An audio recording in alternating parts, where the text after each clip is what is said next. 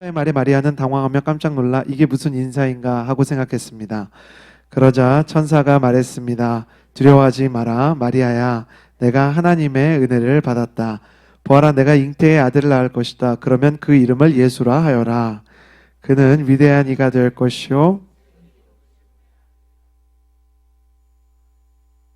그 조상 다윗의 보좌를 주실 것이다. 그는 야곱의 집을 영원히 다스릴 것이며 그의 나라는 결코 끝나지 않을 것이다. 마리아가 천사에게 물었습니다. 천사가 대답했습니다. 성령께서 내게 임하실 것이며 지극히 높으신 분의 능력이 너를 감싸 주실 것이다. 그러므로 태어날 거룩한 아기는 하나님의 아들이라고 불릴 것이다.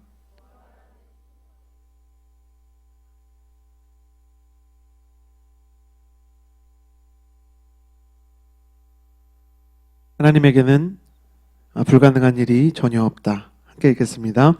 그러자 마리아가 대답했습니다.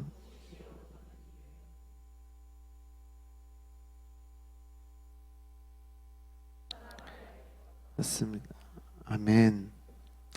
유튜브로 영상을 시청하시는 분들 CH630 예배에 매주 주일 오후 6시 반에 동숭아트센터 2층 대학로 해화역 1번 출구로 나오시면 금방 만날 수 있습니다. 이름으로 오시면 저희와 함께 예배 드릴 수 있으니까요. 함께 예배 드리셨으면 좋겠습니다. 오늘 오시면서 보셨는지 모르겠지만 뒤쪽에 저희가 트리를 밝혀 두었고요. 아기자기한 이 촛불 데코들을 하기 시작했습니다. 12월이 되면 사람들 마음속에 크리스마스를 기대합니다. 조금 아쉬운 것은 한 10년 전까지만 하더라도 이 명동이나 혹은 이제 종로나 강남을 지나갈 때 지금보다 크리스마스 분위기가 훨씬 더 많이 났던 것 같은데 경기가 침체되고 또 경기가 침체되면서 사람들의 마음이 조금 위축되면서 크리스마스 분위기를 예전만큼 느끼지 못하는 아쉬움이 조금 생긴 것 같습니다. 그래서 이 12월에 예수님의 탄생 그리고 크리스마스에 대한 이야기를 조금 더 나누면서 이 기쁨과 영광과 소망에 대한 이야기들을 좀 나눌 수 있었으면 좋겠다는 생각을 하게 되었습니다. 크리스마스의 아름다운 비밀을 나누기 위해서 위대한 탄생이라는 주제를 가지고 4주에 걸쳐서 은혜를 나누게 될 텐데요. 첫 번째는 마리아의 이야기 과속 스캔들, 두 번째는 요셉의 이야기 내 아내의 모든 것, 세 번째 주에는 그 예수님의 탄생을 다루는 공간에 대한 이야기 빈방 있습니까? 그리고 예수님의 탄생을 축하해 주었던 축하객들의 이야기, 마지막 별은 내 가슴에, 제가 개인적으로 굉장히 좋아했던 드라마입니다. 그래서 하나하나 이 드라마와 메시지를 나눌 때 여러분한테도 그런 기쁨과 은혜가 있었으면 좋겠다 생각이 됩니다. 옆 사람에게 이렇게 인사해 주시겠어요? 미리 크리스마스. 네, 옆 사람에게 크리스마스에 축복했으니까 가슴에 손을 얹고 저를 따라 해주시기 바랍니다. 하나님은 나를 사랑하십니다. 나는 그 사랑 안에 있습니다. 이 시간 말씀 앞에 내 마음을 엽니다. 나는 절대로 이전과 같지 않을 것입니다. 아멘. 오늘은 과속 스캔들이라는 제목을 가지고 여러분과 은혜를 나누고자 합니다. 여러분, 과속 스캔들이라는 그 영화가 있었거든요. 근데 그 영화를 이렇게 보면 어느 날 갑자기 자기가 낳았는지도 모르게 태어난 딸이 아빠를 찾아옵니다. 소년 시절에 이렇게 잠깐 실수를 했는데 그때 이게 동네 누나가 아이를 가지게 된 거를 모르고 있다가 주인공이었던 차태현 씨를 딸이 찾아오죠. 그러면서 이 딸과 아버지의 대화가 시작되는 드라마, 그 영화를 보면서 저는 별것 아니지만 가족이라는 것이 얼마나 소중하고 또 사고라는 것은 얼마나 당황스러운가라는 생각을 좀 했던 기억이 있습니다. 예수님의 탄생의 첫 번째를 살펴보면 역시 비슷한 스캔들이 나오게 되는데요. 오늘 29절의 말씀을 같이 한번 읽어보고 이 스캔들이 어떻게 시작되었는지를 같이 한번 나눠보았으면 좋겠습니다. 29절 말씀 함께 읽도록 하겠습니다. 시작. 천사의 말에 마리아는 당황하며 깜짝 놀라 이게 무슨 인사인가 하고 생각했습니다. 이게 무슨 인사인가? 천사가 하고 있는 이야기가 마리아에게 익숙하지 않았습니다. 사실 천사가 하고 있는 이야기가 익숙하지 않은 것이 아니라 천사가 나타난 상황 자체가 이상한 거죠. 저는 성경 보면서 좀 엉뚱한 상상을 해보곤 하는데 천사가 좀 무섭게 생겼나 봐요. 나올 때마다 두려워하지 말라는 얘기를 늘 먼저 하는 걸 보면 사람들이 천사를 보면 뭔가 놀랄 만한 모습인 것 같아요. 하나님은 외모 지상주의가 아니라는 생각을 하게 됩니다. 제 생각에 천사가 매우 아름다워서 사람들이 보면 이게 황홀할 것 같은데 천사를 만난 사람마다 깜짝깜짝 놀랍니다. 농담이지만 천사가 내 삶에 나타난다 해도 그것이 내 인생의 축복이라기보다 오히려 당황스러운 사건으로 여겨질 만하지 않겠습니까? 이게 지금 무슨 얘기인가? 기뻐하여라. 은혜를 입은 자의 주께서 너와 함께 하신다. 천사가 이렇게 인사를 하니까 왜 천사를 내가 지금 만나서 이런 이야기를 듣고 있나? 어려웠던 것입니다. 마리아가 듣고 있는 말들은 마리아가 지금 처한 상황은 마리아가 만난 존재는 마리아가 과거에 어디선가 만나본 상황들이 아닙니다. 갈릴리 나사렛이라는 촌구석 중에 촌구석에 살던 마리아한테 저희 식으로 표현하자면 저희 신학대 교수님이 이렇게 표현했던 게 기억이 나요. 아마 갈릴리 나사렛에는 이마트 같은 게 전혀 없을 것 같은 동네, 이제 막 편의점이 들어올까 말까 하는 수준의 동네, 그 정도 동네에 살았던 마리아한테 갑자기 천사가 나타나서 인사를 하니까 뭐지? 불안한 거예요. 그리고 불안한 예감이 틀리지 않는데요. 31절에서 33절까지의 말씀을 같이 한번 읽어보았으면 좋겠습니다. 31절에서 33절 같이 읽겠습니다. 시작. 보아라, 내가 잉태의 아들을 낳을 것이다. 그는 위대한 이가 될 것이요 지극히 높으신 분의 아들이라 불릴 것이다. 주 하나님께서 그에게 그 조상 다윗의 보좌를 주실 것이다. 그는 야곱의 집을 영원히 다스릴 것이며 그의 나라는 결코 끝나지 않을 것이다. 기가 막힌 하나님의 메시지가 임해옵니다. 온 나라가, 온 민족이, 온 역사가 기다리고 있는 메시아가 마리아의 몸에서 태어날 것이라는 것이죠. 그리고 그 아들의 이름까지 천사가 지정해 주었습니다. 이 자체는 역사적으로 굉장히 축복스러운 순간일 수 있지만 문제는 마리아가 결혼도 안 하고 남자와 자본 적이 없다는 거예요.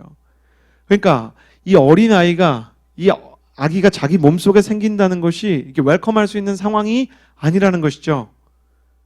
저는 천사도 하나님도 너무 이렇게 당황스러울 때가 있어요. 하나님 죄송합니다. 이렇게밖에 표현할 수 없는데 너무 당황스러우세요.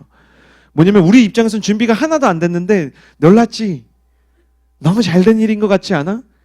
이거를 저희 아내에게 이렇게 표현하니까, 간사님에게 이렇게 표현하니까 바로 알아들으셨어요. 메이크업 다 지우고 있는데 남자친구가 집 앞에 와 있어. 자기야, 너무 보고 싶지 않아? 막 밤 11시에 준비되지 않았는데 하나님이 나를 찾아오고 천사가 나를 찾아오니까 마리아가 너무 황당한 거예요. 거기다가 일이 작은 것도 아니고 이 이벤트가 스케일이 조그만 것도 아니에요. 그러니까 당황한 마리아가 어떤 이야기를 하게 되냐면 34절 말씀에 이렇게 대답을 합니다. 34절 같이 한번 읽겠습니다. 시작. 마리아가 천사에게 물었습니다. 처녀인 제게 어떻게 이런 일이 있겠습니까? 여기 어떻게 이런 일이 있겠습니까? 라는 표현이 굉장히 완곡하게 번역이 되어 있는 건데 왜 이러십니까? 라는 뜻이에요. 이거 왜 이러십니까? 아실 만한 분이. 제가 지금 임신하면 큰일 난다는 거 아시잖아요. 생명이 태어나기 위해서는 먼저 질서가 있고 있어야 되는 과정들이 있지 않습니까? 그게 창조의 진리고 순서고 순리인데 그 창조의 질서가 깨지고 있습니다. 마리아가 남자를 알지 못하는 처녀이기 때문입니다. 처녀가 어떻게 아들을 낳습니까? 이게 과학적으로는 불가능한 일이고 율법적으로는 있어서는 안 되는 일입니다. 과학적으로 말이 안 되는 건 하나님께서 일으키실 때는 문제가 안 되는데 사람을 통해서 일으키실 때는 문제가 될 수 있습니다. 다른 사람들이 그거를 믿어주겠냐 말이죠. 거기다 윤리적인 논란이 있는 상황 가운데 예수님이 태어난다 그러니까 이 자기의 인생에 대한 두려움이 찾아오기 시작하는 거예요. 하나님, 마리아는 그렇게 생각했을 거예요. 하나님, 나는 남자를 알지 못합니다. 저는 저 나름대로 순결을 지켜왔습니다. 그게 자랑스럽습니다.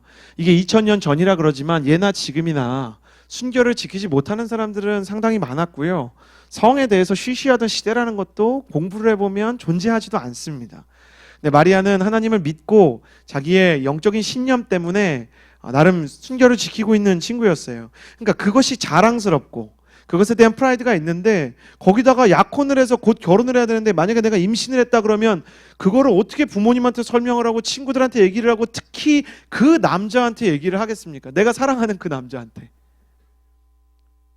어떻게 얘기하겠어요?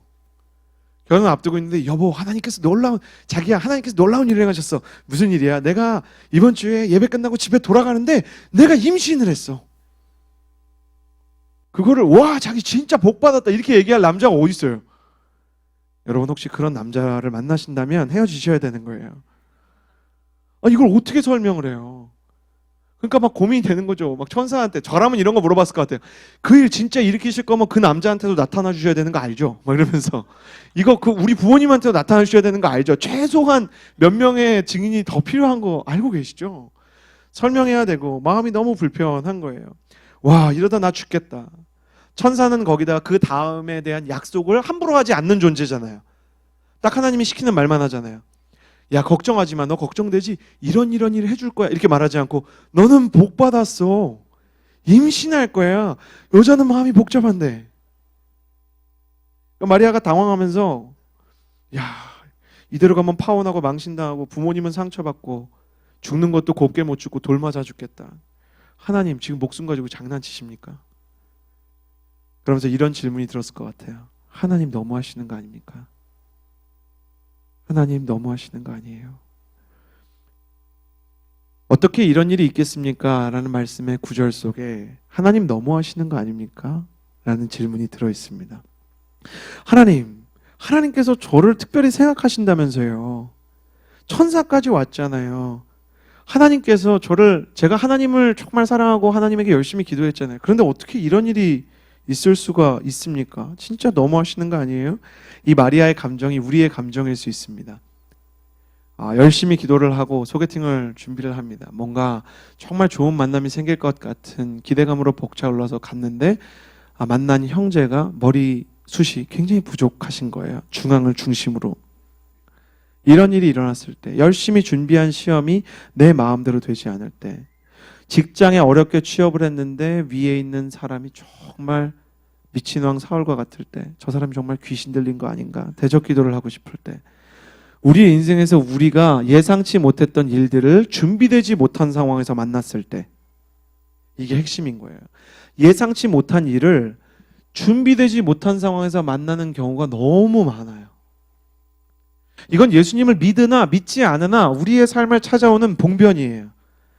아닌 밤중에 홍등깨처럼 내가 예상하지 않았던 일이 심지어 내가 준비되지 않은 상황 속에서 찾아오는 것이죠. 어떻게 예수님이 오시는 사건마저 우리에게 이렇게 상의 한마디 없이 오실 수 있습니까? 고민하고 있을 때 마리아의 마음을 바꾸는 4가지 선물이 성경에 기록되어 있는데요. 저는 오늘 이 4가지 선물을 하나하나 나누면서 이 과속 스캔들이 어떻게 해소되는가를 나누면서 우리의 삶에도 그 선물이 임하기를 축복합니다. 옆 사람에게 이렇게 인사해 주시기 바라는데요. 선물 많이 받으십시오. 여러분 이번 성탄의 선물도 많이 받으시고 하나님의 선물도 많이 받으셨으면 좋겠고 오늘 하나님께서 준비하신 은혜의 선물도 나눠 보기를 원합니다. 26절 말씀 같이 한번 읽어보도록 하겠습니다. 26절 시작. 그 후 6째 달에 하나님의 천사 가브리엘을 갈릴리 나사렛 마을에 보내. 지금 성경이 기록되어 있는 이 마태복음은요, 마리아와 그리고 요셉과 예수님이 이미 다 세상을 떠난 이후에 기록이 됐고요. 마리아와 요셉의 고백을 통해서 이 사건이 지금 정리가 되어 있는 겁니다. 그러니까 실시간으로, 누구도 자서전을 실시간으로 쓰지 않잖아요. 자기 인생을 돌아보면서 쓰죠. 예수님도 예수님의 제자들이 복음서 4개를 적었는데요.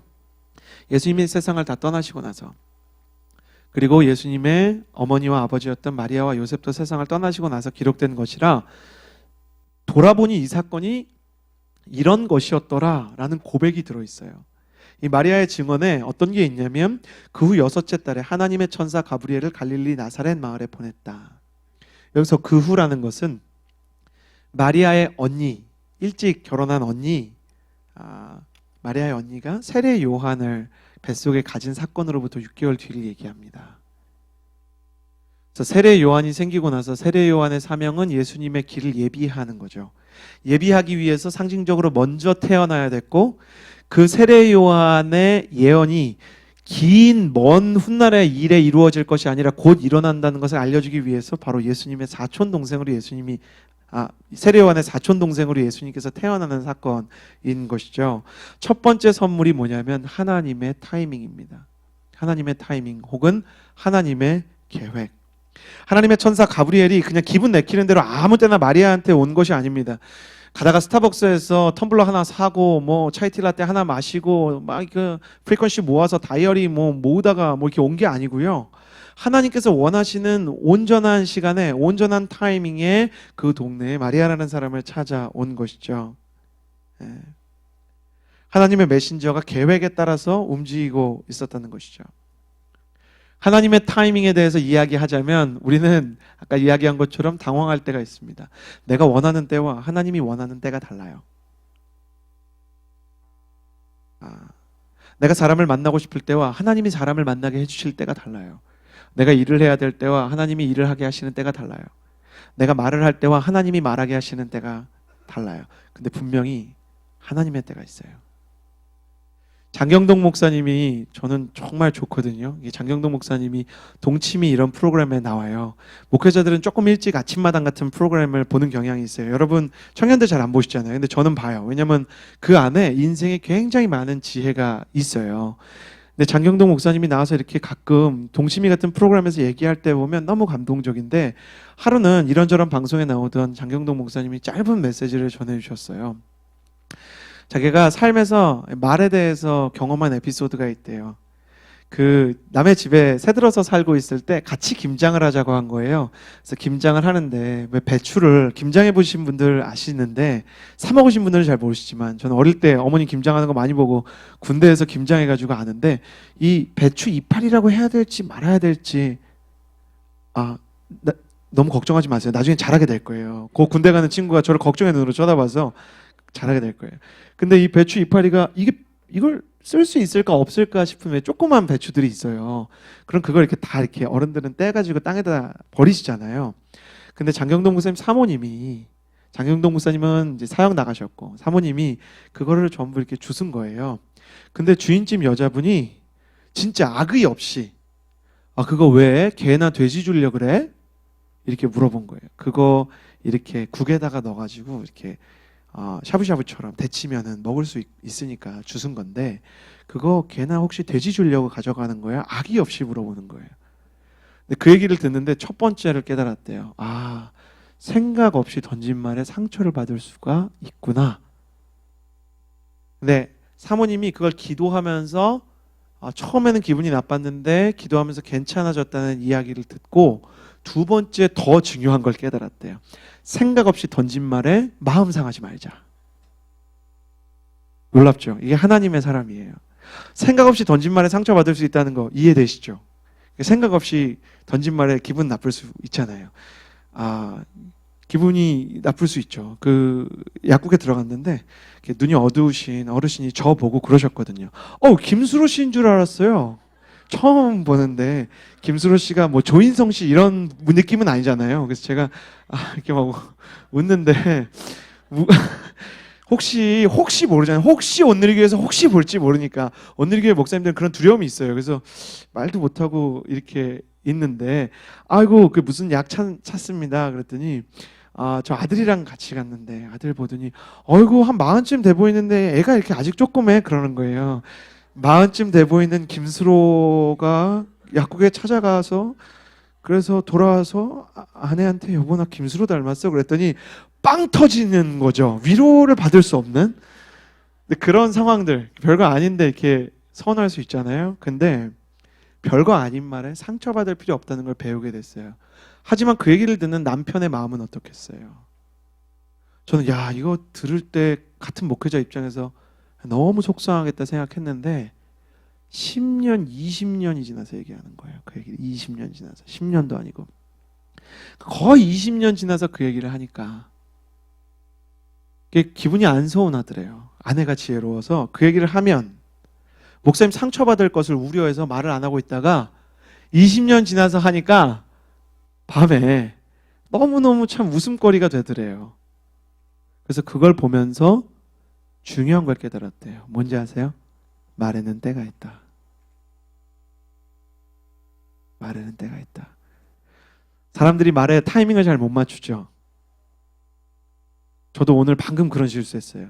제가 이 마이크 쓸 때 있고 이렇게 된 마이크 쓸 때 있잖아요. 근데 이렇게 된 마이크를 음향하는 친구가 이제 세팅을 이제 뭔가 체크가 안 된 거예요. 그래갖고 음향하는 친구한테 저는 이제 다음에 이런 일이 없어야 되겠다 이렇게 생각을 해서 잘 그런 얘기 안 하는데 그 미리미리 체크했어야지. 그랬더니 친구가 그냥 굉장히 착한 친구예요. 음향하는 친구가 저한테 그러는 거예요. 목사님 죄송합니다. 제가 오늘 할머니가 돌아가셔가지고 장례식장에서 상주 지키다가 오느라 그 순간 뭐가 중요하겠어요. 근데 빨리 막 무슨 말이 안 나오고 이걸 어떻게 해야 되나. 이 자리를 빌어서 진짜 사과를 드립니다. 이건 아닌 거예요. 모르는 거죠. 배우 한예진 씨가 식당에 갔어요. 영적인 멘토분이랑 같이 갔어요. 다 아시다시피 크리스천이신데요. 저희 교회를 이제 다니셨고, 그래서 영적인 멘토랑 식사를 하는데 자꾸 왜 타이밍 못 맞추고 디쉬 자꾸 들이미는 거 있잖아요. 진짜 중요한 얘기하고 있는데 선생님 음식은 마음에 드십니까? 자꾸 자주 말 걸고 이러면 막 지금 중요한 얘기하는데 이분이랑 나랑 오랜만에 만나서 얘기하는데 자꾸 노니까 이제 한혜진 씨도 자기가 알려진 사람이지만 저희 얘기하고 있을 때는 좀 조심해 주셨으면 좋겠는데요. 그랬더니 이분이 네 죄송합니다 하는데 영적인 멘토분이 그랬다는 거예요. 저희 무슨 일인지 모르겠지만 좀 힘든 일이 있는 것 같은데 마음에 두지 마시죠. 우리 숙녀분이 한 얘기도 마음에 두지 마시고 겪은 일도 마음에 두지 마시죠. 그런데 그 자리에서 웨이트리스가 울었다는 거예요. 우리는 얼마나 타이밍을 못 맞출 때가 많은지. 쿨한 사람들 전성시대다. 진심은 언젠가 통한다 사람들이 말하지만 진심이라고 털어놓고 얼마나 후회하는 경우가 많은지. 저는 제 주변에 술 먹고 지나간 여자친구들한테 괜히 자니 문자 보냈다가 그 다음날 이불킥하는 사람들 수도 없이 봤어요. 하지 말아야 될 타이밍에 하지 말아야 될 말을 해놓고 나중에 후회하는 경우가 얼마나 많아요. 진심이라고 생각했지만 사실은 충동인 경우. 정말 내 마음에 진실이라고 생각했지만 나중에 돌아보면 후회되는 경우가 너무 많죠. 그래서 하나님은 우리한테 시간을 안 맞춰요. 사람은 충동에 따라서 타이밍을 결정해요. 치밀한 계획이라 그렇지만 너무너무 미숙할 때가 많아요. 그리고 사람들이 자기의 계획에 맞게 원하는 것을 얻는다 그래도 그것을 가장 가치 있게 쓸 준비가 되어 있지 않은 경우가 많아요. 그래서 하나님은 그냥 하나님의 타이밍에 일하세요. 하나님은 늦게 오시는 법도 없어요. 그렇다고 일찍 오시는 법도 없어요. 하나님이 정확하시고 실수가 없으신데 우리 하나님은 그 모든 타이밍을 조금 서운하지만 다 설명해 주지는 않으세요. 하지만 하나님께서 언젠가 그 타이밍을 설명할 때 장경동 목사님과 사모님이 한바탕 웃었던 것처럼 그것이 가장 좋은 타이밍이라는 것을 알게 되는 때가 있을 것입니다. 여러분, 때를 기다리는 것이 그리고 하나님의 때에 맞게 이루어지는 것이 가장 자연스럽고 아름다운 일입니다. 저는 여러분이 하나님의 때를 기다리는 것이 제 안에 있는 기도 제목을 기다리는 것처럼 힘겨운 시기가 있다는 생각이 들어요. 그러나 하나님께서 여러분에게 주시는 그 가장 좋은 베스트 타이밍에 여러분이 가장 원하시는 그 소원이 깨달아져서 감동의 한복판에 서게 되기를 주님의 이름으로 축복합니다. 잘 기다리시고요. 그리고 하나님께서 내가 준비되지 않았을 때 어떤 일을 일으키시면 지금이 가장 좋은 때인가 보다 이렇게 여기시면 될 것 같아요. 두 번째 28절의 말씀을 같이 한번 읽어보았으면 좋겠습니다. 28절 함께 읽겠습니다. 시작. 천사가 마리아에게 가서 말했습니다. 기뻐하여라, 은혜를 입은 자여, 주께서 너와 함께 하신다. 두 번째 하나님의 선물은 하나님의 은혜입니다. 수많은 나라가 있고 수많은 동네가 있고 수많은 사람이 있는데 하나님께서 이스라엘의 나사렛이라는 동네를 선택하시고 마리아를 정확하게 선택하셨어요. 여러분 알고 계셨으면 좋겠어요. 하나님께서 우리를 알고 계세요. 우리가 어디에서 살고 있는지, 무엇을 생각하는지, 무엇을 느끼는지, 무엇 때문에 고민하는지 정확하게 알고 계세요. 하나님이 여유가 많아서 그런 것입니까? 그렇지 않습니다. 하나님이 관심이 많은 거예요. 우리를 향한 막을 수 없는 관심, 그 관심을 사랑이라고 말합니다. 여러분, 사람이 연인한테 말고요, 그냥 같은 사람으로서 되게 감동 느낄 때가 언젠지 아세요? 전에 한번 말씀드렸는데, 용건 없이 안부를 묻는 사람이 나타났을 때, 갑자기 전화해서, 우리는 다 용건이 있을 때 통화를 보통 하잖아요. 한국 사람들도 본론으로 들어가기 위해서 서론이 긴데 다 알고 있잖아요. 뒤에 무슨 얘기 하려고 하나 보다. 근데 세상에 용건 없는 전화 제일 잘하는 사람 엄마예요. 엄마는 전화해서 물어봐요. 혹시 다른 지방에 살면, 안 그런 분들도 계시겠지만, 그러나 어떤 어머니들이 그런 일을 하시죠. 겨울이다, 추운데 그 이불 괜찮니? 반찬은 좀 괜찮니? 저는 지난주에 이렇게 가족 모임을 이렇게 갔는데 너무너무 당황스럽더라고요. 저희 삼촌이 그 지역에서 알아주는 한의사세요. 정말 이렇게 유명하고요. 그리고 또 나름대로 성공을 한 한의사세요. 지혜도 있으시고 또 매우 성품도 좋으신 한의사신데, 저희 외할아버지 외할머니가 볼 때는 삼촌이 너무 어린가 봐요. 그러니까 외할머니가 갈 때 차 조심해라. 깜깜하니까 그거 조심해야 돼. 근데 제가 얼마 전에 미운 우리 새끼라는 프로그램, 거기에 서장훈 씨가 나왔어요. 서장훈 씨 부모님이 그 서장훈 씨랑 30분 떨어진 거리에 살아서 가끔 이렇게 걸어간대요. 돌아갈 때 뭐라 그러는지 아세요? 밤길 위험하니까 조심해라. 2m 7cm, 135kg이에요. 아니, 그 서장훈 씨가 주로 나를 만나는 사람들이 내가 아기가 없어도 무서워해. 아니, 구체적으로 내가 뭘 조심해야 되는데. 그랬는데, 너 어쩜 이렇게 얼굴이 반쪽이 됐니? 갈 때 조심해라. 135kg, 2m 7cm. 엄마들의 마음이 그렇다는 거예요. 그래요. 우리는 그런 관심을 받을 때 어떻게 보면 우리한테 필요하지 않다고 생각되는, 우리가 예상한 것 이상의 관심을 받을 때 사랑받는다고 느껴요. 여러분 기억하셨으면 좋겠어요. 사람이 기대한 만큼 받으면 만족이에요. 이걸 만족이라 그래요. 근데 기대한 것 이상을 받으면 감동을 받아요. 우리는 만족도 못 줘요. 하나님은 감동을 주시려고 그래요. 하나님은 마리아를 알고 계세요. 이 사건을 통해서 마리아가 당황할 걸 알지만 하나님은 이 사건이 마리아에게 가장 큰 선물이 될 것이라는 것을 알고 있어요. 그리고 은혜를 입은 자야 라고 표현을 할 때 마리아에게 전해주고 싶었던 것, 하나님 당신이 바로 마리아, 너에게 관심이 있다는 것이죠. 너한테 정말 끊을 수 없는 관심을 가지고 있다는 것이죠. 그것을 이해하게 되면, 그 관심을, 그 은혜를, 그 사랑을 이해하게 되면, 오늘 말씀에 따르면 두 가지가 함께 따라옵니다. 28절에 은혜를 입은 자여 앞에 기뻐하여라 라는 표현이 있습니다. 은혜 받는 사람은 기쁨이 있습니다. 어린이집에 아이 데리러 가보면 사랑 많이 받는 아이들에게만 있는 그 밝은 기운이 있어요. 정말 그 기쁨이 있어요. 아까 올라온 우리 조그만 여자친구, 너무너무 예뻤었죠.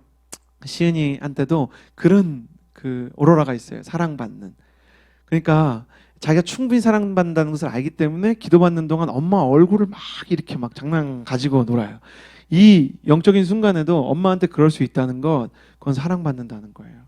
나이가 들면 어차피 못할 수 있겠지만 저는 그 순간 느껴지잖아요. 손을 이렇게 대고 있고 눈을 감고 기도하고 있는데 이 아이가 행동하는 게 느껴지잖아요. 근데 저는 그게 이상하지 않았어요. 너무 예쁘게 느껴졌어요. 앞으로도 사랑 많이 받았으면 좋겠다는 생각을 했어요. 그 사랑받는 사람만 가지는 기쁨이 있어요. 그 기쁨은 돈으로 줄 수 없는 거예요.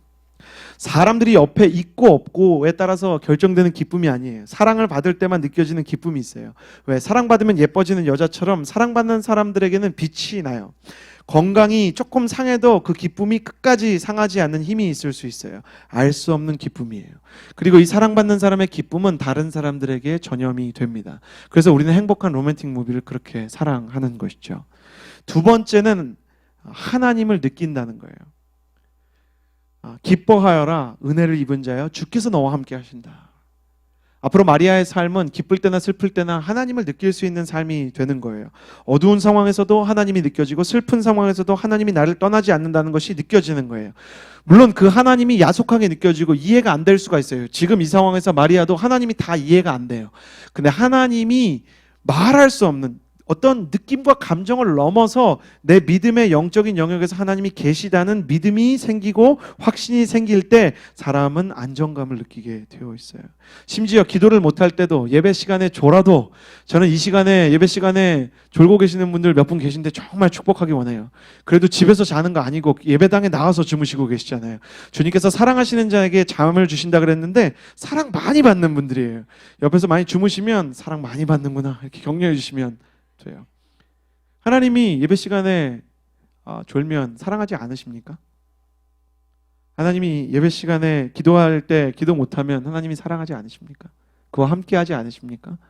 앞으로 마리아의 평생 동안 주께서 너와 함께 하시리라 약속하시는 그 하나님, 어떤 상황과 컨디션에도 불구하고 그와 함께 하신다는 것입니다. 여러분, 당황스러운 사건이 일어날 때 하나님은 은혜도 함께 주신다는 것을 기억하십시오.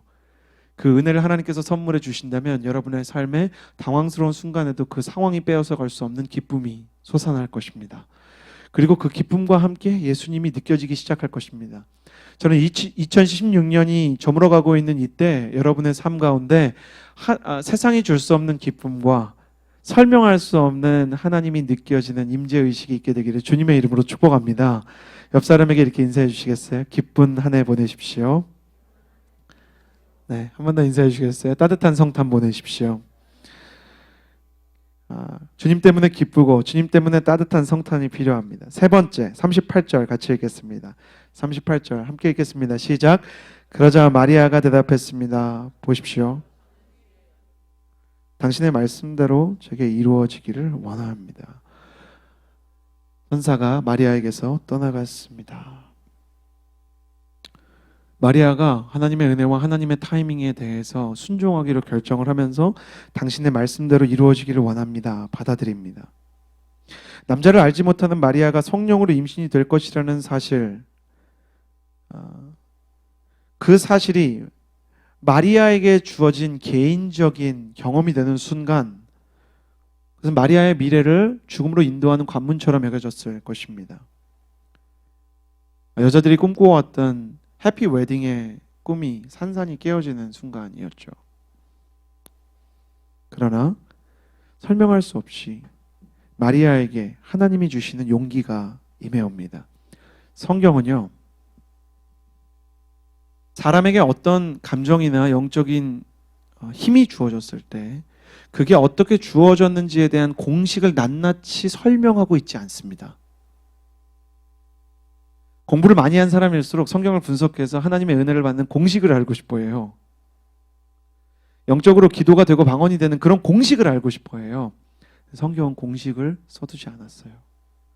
그냥 설명할 수 없는 방식으로 용기가 주어진 것입니다. 이런 때 성경은 우리에게 무엇을 이야기하는 것이냐면, 만약에 너희들의 인생 가운데도 이러한 일이 생긴다면 그때 말할 수 없는 방식으로 내가 용기를 줄 수 있음을 믿기를 바란다.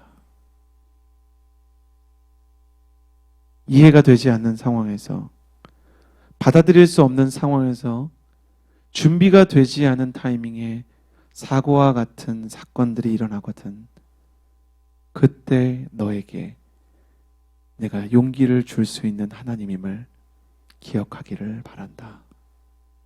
저랑 진짜 친한 그 전도사님이 계세요. 지금은 목사님이 되셨죠. 목사님이 됐는데 저랑 설교하는 방식이 좀 틀려요. 저는 이렇게 서울에서 태어나서 전형적으로 서울 사람처럼 이야기를 하는데 그분은 좀 얘기하는 방식이 틀려요. 이렇게 설교를 하는데 새벽 때 잊지 못하는 설교입니다.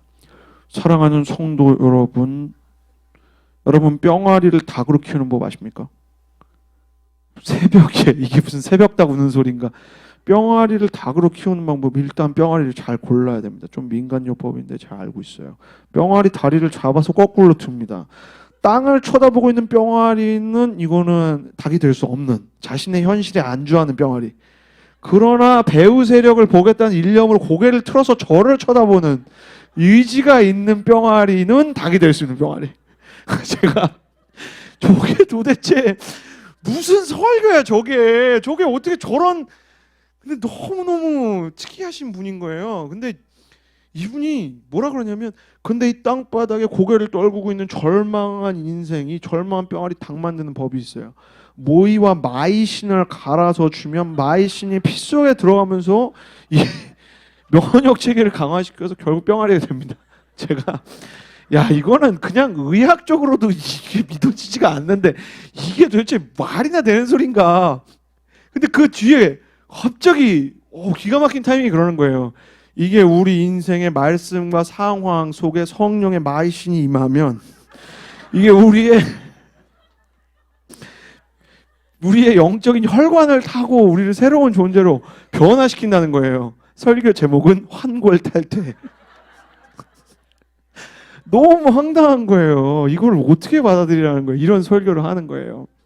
그분이 굉장히 영적인 집안에서 자랐어요. 어머니 굉장히 기도 많이 하시고, 아버님은 우리나라에서 다들 아시는 제일 좋은 학교를 나오셨는데, 두 분이 특별한 어떤 회사에 들어가지 않고 사업을 하셨어요. 북한산 밑에 우리나라에서 제일 큰 오리고기집이 있는데 거기를 경영하세요. 그러니까 어릴 때부터 동물에 관심이 많죠. 근데 실화인데요. 몇 년 전에 그 오리고기집이, 왜 북한산 밑에 있는 그런 집들 다 나무로 돼 있잖아요. 전소됐습니다. 불에. 아들한테 차마 부모님이 전화로 그 소식을 전하지 못하는 거예요. 아들 너무 놀랄까 봐. 근데 아들이 9시 뉴스를 켰는데 나오는 거예요. 이게 9시 뉴스에 나올 만큼이었어요. 어머님이 그때 심경을 뭐라고 얘기했냐면, 굉장히 이렇게 성숙하신 분이라 너무 화가 나고 절망적이다 이렇게 직설적으로 표현하지 않으시고, 많이 배운 분들일수록 은유적으로 표현하시잖아요. 큰 화마가 일어날 때 수저마저 녹아버린다는 것을 알았다. 그게 무슨 의미인지 알아들을 수가 있었어요. 아들인데 얼마나 마음이 망연자실했겠어요? 기도하는 거예요. 하나님, 우리 가족의 터전이 다 탔습니다. 근데 하나님께서 그때 주셨던 음성이, 다 잃어도 용기를 잃지 않았다면 다 잃은 게 아니다. 그래서 어머니께 그 말씀을 전해드렸어요. 엄마, 다 잃어도 용기를 잃지 않으면 다 잃은 게 아니다. 하나님 말씀하셨다. 불이 나서 완전히 다 타버렸어요. 꿈이 있었어요. 그 오리산장을 이렇게 한층 더 이렇게 올리고 싶은, 너무 잘 되는 거예요. 너무 큽니다. 한 3,000석이 좀 넘어요. 다 타버렸어요. 그래서 이렇게 망연자실하는데 구청장 분들이랑 이제 그 지역의 행정 관료들이 이렇게 오셔가지고 너무 안 됐으니까, 아이고 그 2층 그거 저희가 허가 내주려고 그랬는데 혹시라도 이거 되면은 2층 그냥 내세요. 저희가 심사 다 끝났습니다. 저희가 이거 빨리 알려드렸어야 됐는데. 그랬는데 오랫동안 연락 끊고 지냈던 집사님이, 연락을 잘 못했던, 끊은 건 아니고 잘 못했던 집사님이 아무 일 없이 와갖고, 어이구 이거 다 탔네요. 어떻게 저렇게 평범하게 얘기하나. 어려운 시절에 그 집사님한테 자기도 모르게 보험을 들어놓고 잊어버린 거예요. 집사님 도와준다고 화재보험 중에 제일 큰 걸 들었어요.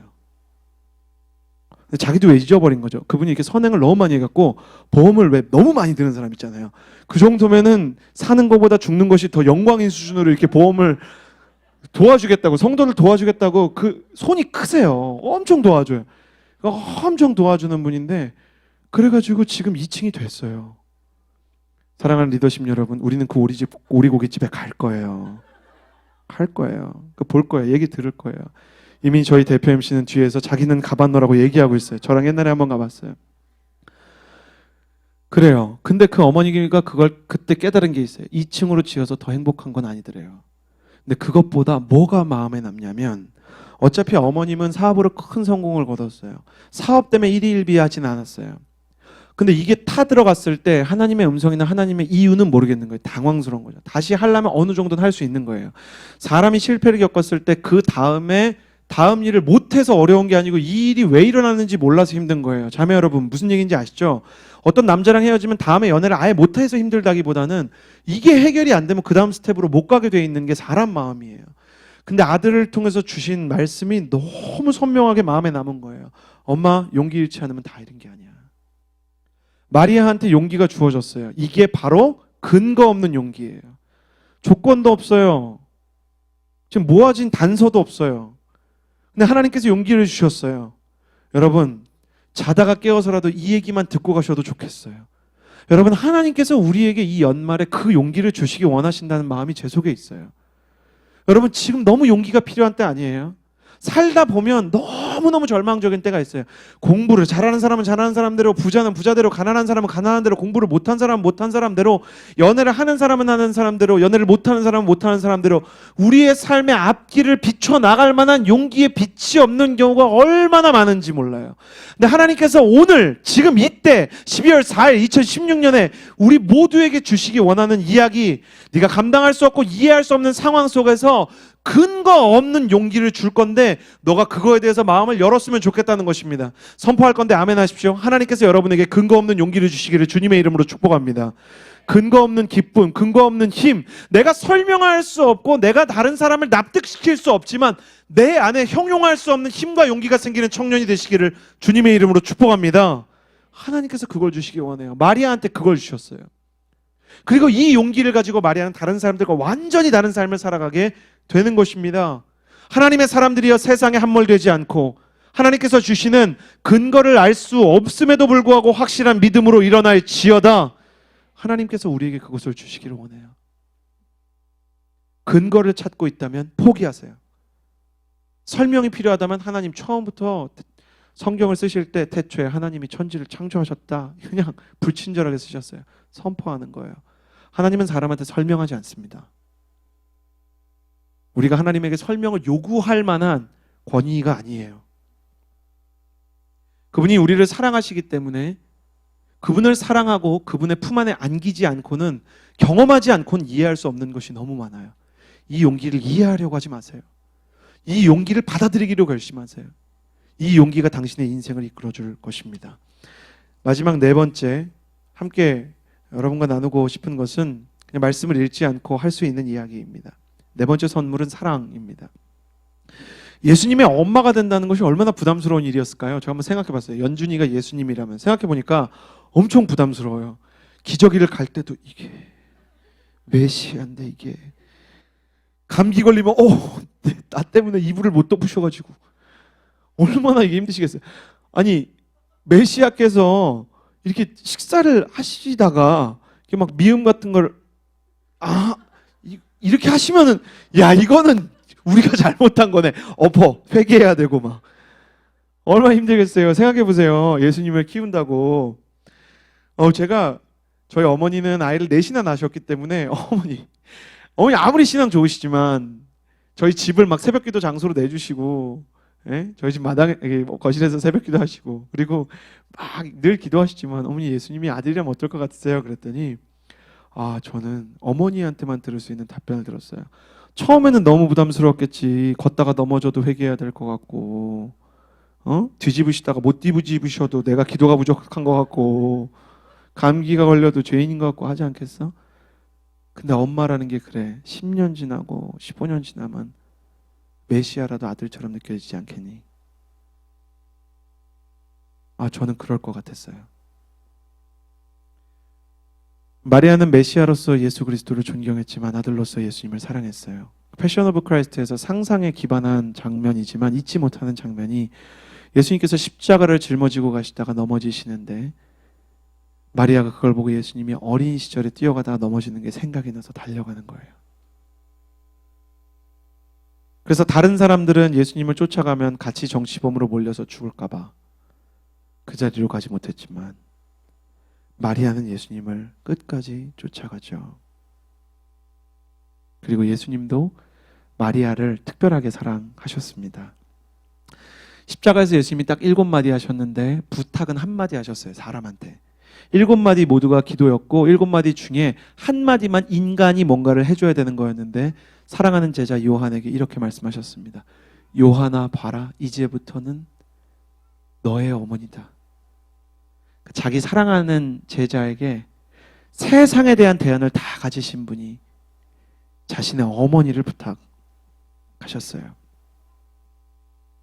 아마 물어보지 않았지만 이건 저 개인적인 묵상입니다만 예수님의 어머니로 다시 태어나겠냐고 마리아에게 물어보면 마리아는 다시 되돌아가도 나는 그분의 그리고 그 아이의 엄마로 살 거라고 말할 것 같아요.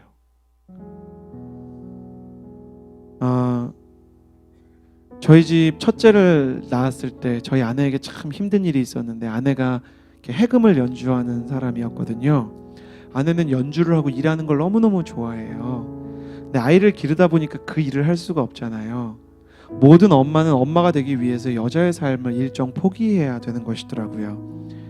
근데 아이가 조금 자라서 어린이집을 가니까 그 아이 어린이집 가는 시간을 쪼개서 사람들 레슨하는 거예요. 많은 돈을 번 거 아니지만 아내가 그 일을 하는 동안 행복한 걸 보면서 너무 기뻤어요. 어느 날 제가 설교를 해야 되는 강단에서 저 대신 김하중 장로님, 하나님의 대사 김하중 장로님이 설교를 하러 오셨어요. 영적으로 굉장히 깊이가 있으시죠. 사회적으로도 전 통일부 장관 또 외교부 장관을 오래 하셨고 중국에 대해서 잘 알고 계시는 분이시죠. 예배가 끝나고 둘이 잠깐 독대를 하게 됐는데 기도를 해줄 수 있겠냐고 물었더니 김하중 장로님 품에서 저를 위해서 써온 쪽지를 꺼내요. 목사님께서 저한테 부탁하면 읽어드리려고 쪽지를 써왔습니다. 4가지 얘기하셨는데 맨 마지막이 충격적이었어요. 저랑 장로님 사이에 이렇게 대화를 깊게 나눠본 일이 없는데 장로님께서 사모님에게 좀 변화가 있습니다. 저랑 만남 끝나면 사모님한테 전화를 걸어보시죠. 전화 걸었더니 아무 일도 없대요. 아내가 뭐 아무 일도 없는데? 난 별일 없는데. 다음 날 알았어요. 둘째가 생겼더라고요. 여러분, 이런 이야기가 미안하지만 둘째가 생겼는데 기쁘지 않았어요. 가장 기쁘지 않았던 이유는 아내가 이제야 다시 일을 한 해 만에 복귀했는데 아이를 다시 기르면 한동안 또 악기를 놓아야 되잖아요. 아내는 중학교 때부터 그 악기를 손에 잡았어요. 엄마가 되기 위해서 그 악기를 손에서 놓은 것이에요. 그래서 아내가 막 아이가 생겼는데 이게 기쁨과 축복으로 느껴지지 않고 슬픈 거예요. 그래갖고 기도를 하고 막 어려워하다가 결국 아이가 태어났는데 이 아이에게 너무 미안한 것이 아이가 너무 사랑스럽고 착한 거예요. 얘는 너무 착해요. 나중에 소개시켜 드릴 텐데 얘는 그냥 아무나 보고 웃어요. 그냥 웃어요. 마냥 좋아요. 세상이 행복해요. 그리고 이렇게 많은 걸 해주지 않아도 이렇게 부모한테 기쁨과 평안을 줘요. 애가 너무 착하니까. 근데 그 아이를 안고 있는 동안 엊그제 우리가 그런 얘기를 했어요. 김하중 장로님한테 솔직한 심경을 말씀드렸어요. 이게 어떤 상황인지 말씀 안 드리고 장로님 말씀대로 변화가 있는데 축복으로 느껴지기보다는 어려움이 있습니다. 장로님이 그럴 줄 알고 말씀드린 건데 그게 진짜 축복입니다. 여러분, 결혼하고도 준비되고 예비되지 않고 기대하지 않았던 순간에 아이가 생긴 것이 당황스럽더라고요. 너무 미안했어요. 말도 못하는 거예요. 왜냐면 아이가 안 생겨서 고민인 집도 있고요. 그렇죠? 그러니까 그분들한테 상처가 될까 봐 더 말도 못하겠고 그러니까 속으로 끓이고만 있고 준비되지 않은 상황에서 찾아온 예상치 못한 사건들은 왜 힘드냐면 남들이 이해해 주는 게 아니에요. 그게 그러니까 그냥 우리 집에서만 안고 있는데 하나님의 때가 돼서 이 아이가 자라는 걸 보니까 진짜 아내와 저를 위한 선물이에요. 제가 물었어요. 여보, 당신이 이제 안 불행해? 아내가 대답했어요. 여보, 조금 있으면 다시 연주할 수 있으니까 연주는 괜찮은데 그 다음에 눈시울이 붉어져요. 내가 얘한테 그렇게 생각했었다는 게 너무너무 미안해. 얘가 이렇게 좋은 앤데. 아내와 저도 예상치 못한 하나님의 선물이 준비되지 않을 때 주어졌을 때 당황스러운 것을 하나님께서 어떻게 풀어가시는지를 배우고 있어요. 사건 한참 이후에야 사랑이 따라오는 경우가 있을 테지만 하나님께서는 우리의 인생에 실수를 하지 않는다는 생각으로 살아갑니다. 바둑의 고수가 바둑이 끝나고 나면 대국을 두었던 수를 다시 복귀하죠. 어떻게 그걸 다 기억하는 걸까? 이창훈 구단에게 물어보았더니 이창훈 구단이 이렇게 대답을 했습니다. 바둑의 고수는 의미 없는 수를 두지 않기 때문에 1번부터 마지막까지 모든 수를 기억하고 있습니다. 하나님이 우리 인생에 막 두는 수 없습니다. 하나님께서 우리 인생을 다시 복귀하셔도 그 모든 순간을 전부 다 기억하고 계실 거예요. 의미 없고 막 던지는 순간 없습니다. 내 인생에서 막 일어난 일 같아도 그렇지 않습니다. 여러분 기억하십시오. 당황스러운 순간 오히려 하나님의 때를 만나는 축복이 있을 것입니다. 아멘. 제가 축복할 텐데 여러분 이 축복을 읽을 때 여러분 마음 가운데 아멘 하시면 그 일이 일어날 줄 믿습니다. 다시 당황스러운 순간 오히려 하나님의 때를 만나게 될 것입니다. 예상치 못한 순간에 하나님의 은혜가 여러분과 함께 있습니다. 두려움에 휩싸였을 때 설명할 수 없는 하나님의 용기가 솟아날 것입니다. 준비되지 않은 채 사건이 일어나도 결국은 하나님의 사랑을 경험하게 될 것입니다. 여러분에게 이러한 축복이 있게 되기를 원합니다. 가슴에 손을 얹고 기도하며 나아갈 때 우리 특별히 하나님의 때를 기다리게 해달라고, 그리고 하나님의 은혜를 만나게 해달라고 두 가지를 가지고 먼저 기도했으면 좋겠습니다. 하나님의 때, 그 때에 맞는 은혜를 경험하게 하여 주시옵소서. 내가 하나님의 때라는 것을 받아들일 수 있는 마음을 주시고, 또 하나님의 때가 내 때와 맞지 않아서 기다려야 될 때 기다릴 수 있는 힘을 주시고, 그 시간을 하나님의 은혜로 견뎌낼 수 있게 해주십시오. 그렇게 기도하며 나아갑시다. 기도하겠습니다. 신실하신 하나님 아버지, 기도하며 나아갑니다. 하나님 아버지, 아버지께서 하나님 아버지 부어주시는 그 은혜와 사랑, 아버지께서 하나님 아버지 우리에게 부어주시는 하나님 아버지 그 하나님의 때에 대한 믿음을 내게 허락하여 주시옵소서. 이른 비가 있고 늦은 비가 있습니다. 하나님께서 우리의 영혼의 시즌에 따라서 주시는 하나님의 때와 또 하나님의 축복이 있는 것을 압니다.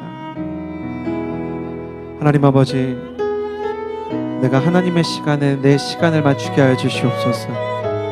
세상에 가변하는 시간 가운데 내 인생의 시계를 맞추고 동분서주하며 좌불안석하지 않고 주님께서 원하시는 견고한 믿음 가지고 살아가게 하여 주시옵소서.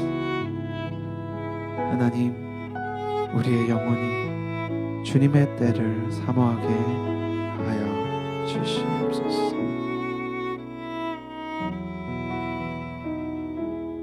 하나님은 너를 지키시는 자, 너의 우편에 그늘 되시니 낮의 해와 밤의 달도 너를 해치 못하리. 하나님은 나를 지키시는 자, 하나님은 나를 지키시는 자, 나의 우편에 그늘 되시니 낮의 해와 밤의 달도 너를 해치 못하리.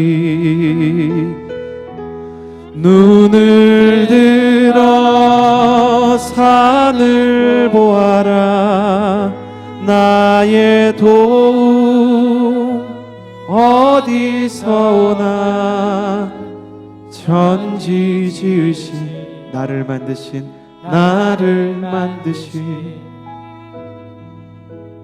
여호와께로다.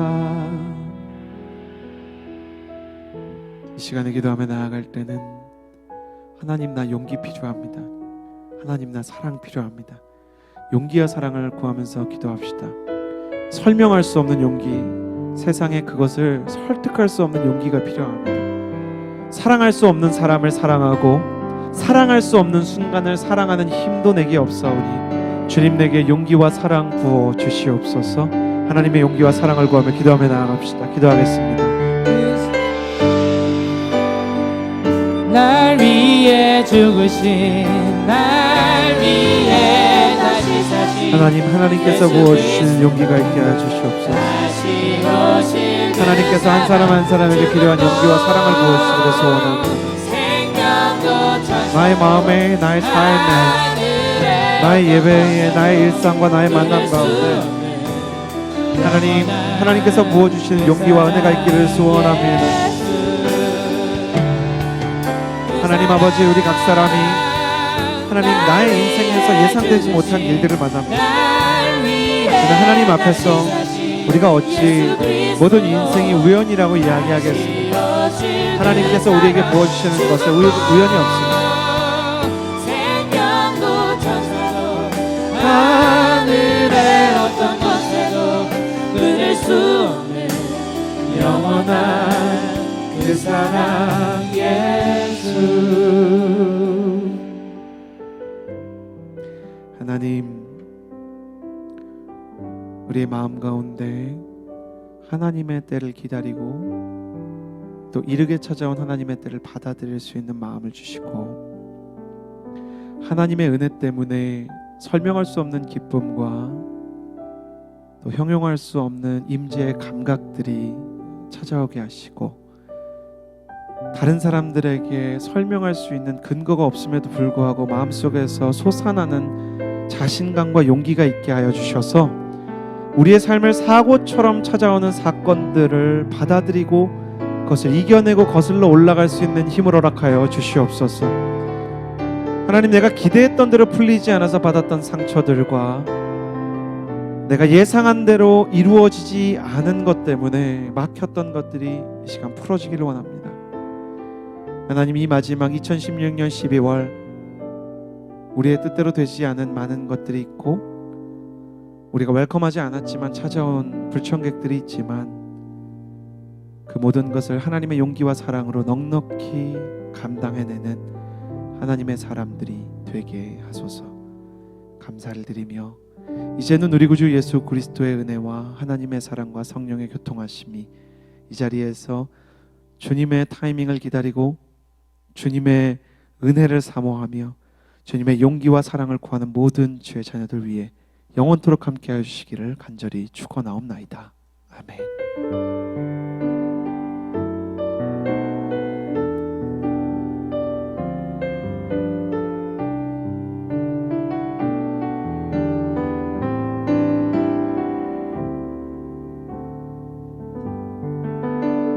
주님께 감사의 박수를 올려드립니다.